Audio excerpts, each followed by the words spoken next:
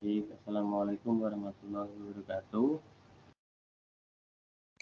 Waalaikumsalam warahmatullahi Oh iya, wabarakatuh. Teman-teman, hari ini kami dari kelompok 3 dengan materi tentang alkaloid akan mempresentasikan hasil dari tugas kami. Baik, saya mulai dari saya sebutkan nama kelompok kami dari kelompok 3.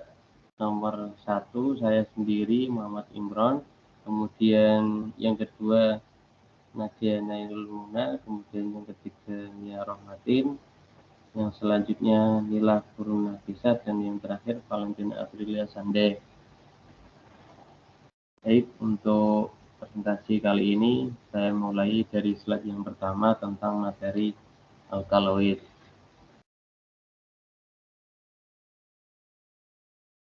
Saya mulai dari pengertian alkaloid. Alkaloid adalah senyawa organik metabolit sekunder yang terdapat di dalam alam bersifat basa atau alkali, dan sifat basa ini disebabkan karena adanya atom N atau nitrogen. Dalam molekul senyawa tersebut, dalam struktur lingkar heterosiklik atau aromatis, hampir semua alkaloid dari tanaman dan tersebar luas di berbagai jenis tanaman tingkat tinggi. Kemudian, alkaloid ini adalah hasil dari metabolisme tumbuhan dan berfungsi sebagai cadangan untuk sintesis protein. Untuk penggunaan alkaloid, yaitu digunakan tanaman untuk melindungi terhadap hama, memperkuat tanaman, mengatur hormon, dan memiliki efek pengatur pada pertumbuhan dan membantu menyeimbangkan ion yang terkandung di berbagai bagian tanaman. Alkaloid juga memiliki efek fisiologis. Untuk produk akhir reaksi detoksifikasi atau metabolic lockup, senyawa-senyawa yang berbahaya bagi tumbuhan, sebagai regulator faktor pertumbuhan juga.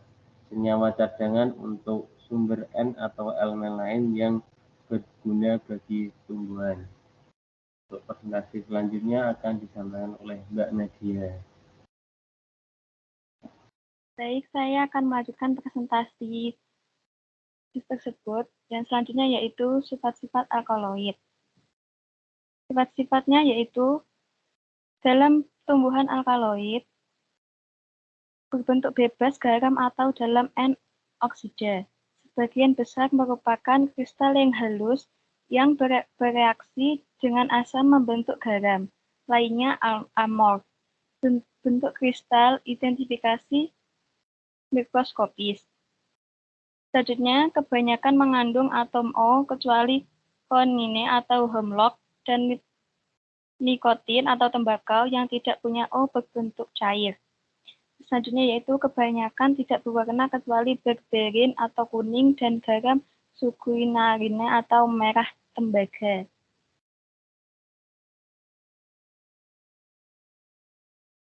Identifikasi alkaloid. Identifikasi penggolongan senyawa alkaloid dapat dilakukan menggunakan bereaksi umum, yaitu bereaksi Mayer dan bereaksi Dragon-Drove, yang akan bereaksi positif membentuk endapan dengan senyawa alkaloid.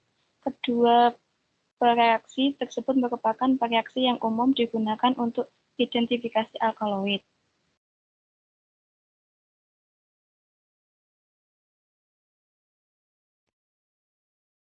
Selanjutnya yaitu ekstraksi alkaloid. Alkaloid diekstrak dengan pelarut tertentu, misalnya dengan etanol, kemudian diuapkan. Ekstrak yang diperoleh diberi asam anorganik untuk menghasilkan garam amonium kuartaner, kemudian diekstrak kembali.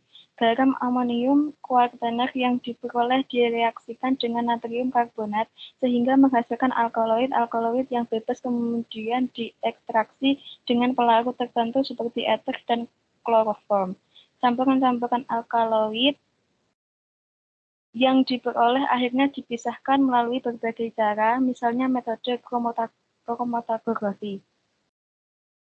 Selanjutnya itu fraksinasi alkaloid. Hasil ekstrak yang didapat difraksinasi misalnya menggunakan metode kromatografi kolom.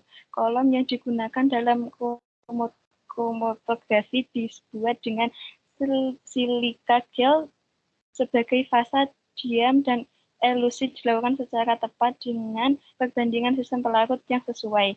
Keberadaan komponen senyawa alkaloid dari fraksi yang diperoleh dimonitor kembali dengan metode KLT menggunakan reaksi visualisasi spesifik drag and drop.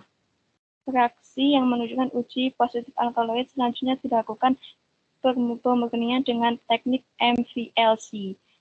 Selanjutnya presentasi akan dilanjutkan oleh Mbak Nia Rohmatin. Terima kasih.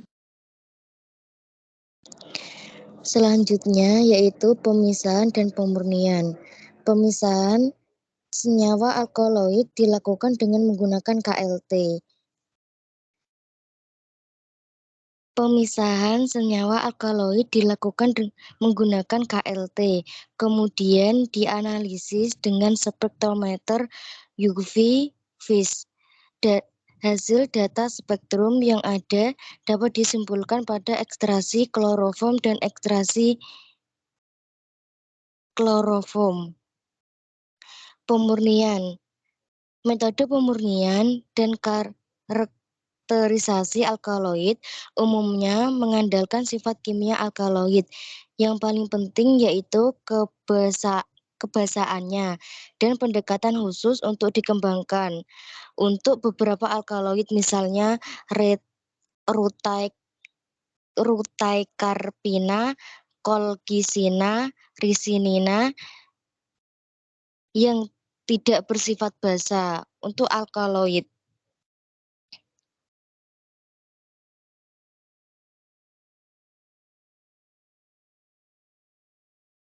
Untuk alkaloid yang dapat menguap seperti nikotina dapat dimurnikan dengan cara penyulingan uap dari larutan yang dibasahkan.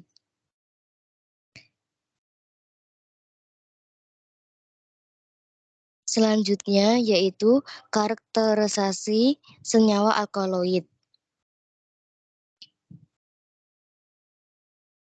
Sebelum melakukan karakterisasi terhadap senyawa kimia yang diperkirakan mengandung senyawa hasil metabolit sekunder yaitu alkaloid, terlebih dahulu melakukan isolasi, maserasi, kromatografi lapis tipis atau KLT, dan kromatografi kolom.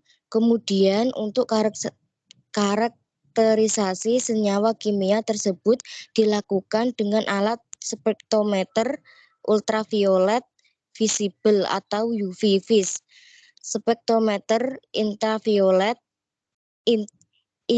inframerah atau IR, spektrometer resonansi magnetik anti 2 atau IH NMR, dan kromatografi gas atau GC. Selanjutnya presentasi akan dilanjutkan oleh Mbak Nila. Baik, terima kasih. Saya akan melanjutkan presentasi yang selanjutnya yaitu identifikasi struktur senyawa alkaloid. Struktur kimia dari alkaloid yang bervariasi. Umumnya, alkaloid mengandung setidaknya satu atom nitrogen dalam struktur tipe amina, yaitu yang diturunkan dari amonia dengan mengganti atom hidrogen dengan gugus hidrokarbon, yang disebut hidrokarbon. Atom nitrogen ini atau lainnya dapat aktif sebagai basa dalam reaksi asam basa. Nama alkaloid seperti alkali pada awalnya digunakan untuk zat karena seperti alkali anorganik, mereka bereaksi dengan asam untuk membentuk garam. Kebanyakan alkaloid memiliki satu atau lebih atom nitrogennya sebagai bagian dari cincin atom, yang sering disebut sistem siklik. Nama alkaloid umumnya diakhiri dengan akhiran ina, mengacu pada klasifikasi kimianya sebagai amina. Dalam bentuk murninya, kebanyakan alkaloid tidak berwarna, tidak mudah menguap, padatan kristal, karena juga cenderung memiliki rasa pahit.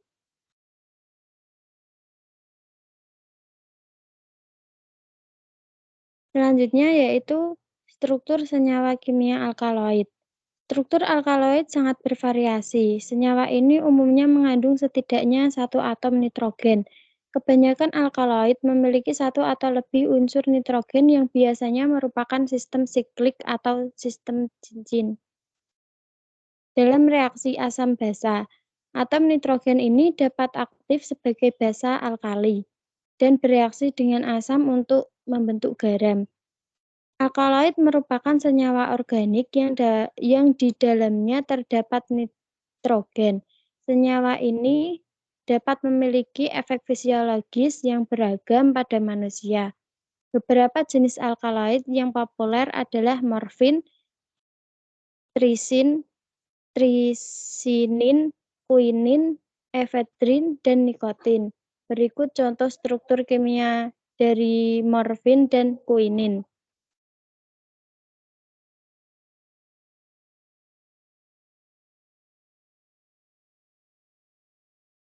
Baik, untuk kesimpulan dari materi alkaloid kali ini yaitu metabolit sekunder merupakan senyawa kimia yang umumnya mempunyai kemampuan bioaktivitas dan berfungsi sebagai pelindung tumbuhan dari gangguan hama atau penyakit tumbuhan itu sendiri atau lingkungannya.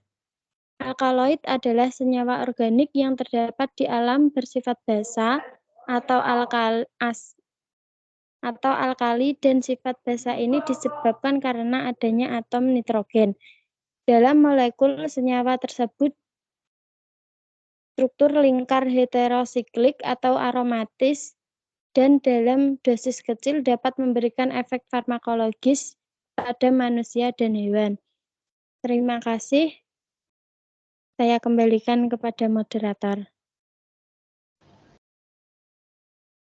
Baik, terima kasih. Demikian presentasi tentang materi alkaloid dari kami kelompok 3. Apabila ada pertanyaan atau masukan, kami persilahkan nanti bisa dikirim di kolom chat di grup kelas. Terima kasih sebelum dan sesudahnya untuk teman-teman dan dosen pembimbing kami, dosen fitokimia, Bu Romadia Kisno. Terima kasih. Kami akhiri. Assalamualaikum warahmatullahi wabarakatuh. Assalamualaikum warahmatullahi wabarakatuh.